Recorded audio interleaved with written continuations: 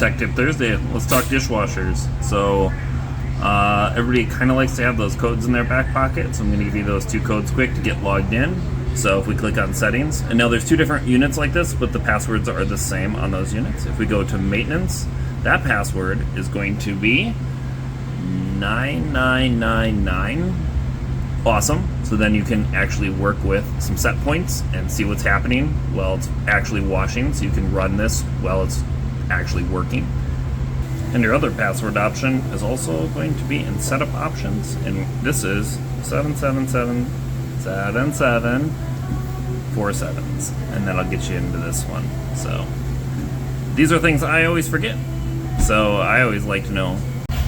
Oh, and one additional thing on here, if you go to settings, or if you log in and then you go to IO, this will actually help you when you're doing a little bit of troubleshooting too. Tell you what's on and what's happening, so you can see your inputs on this side and your outputs. So that way you can see what's happening or not happening. Hope that helps you out. Have yourself a great day, and we'll see you next time.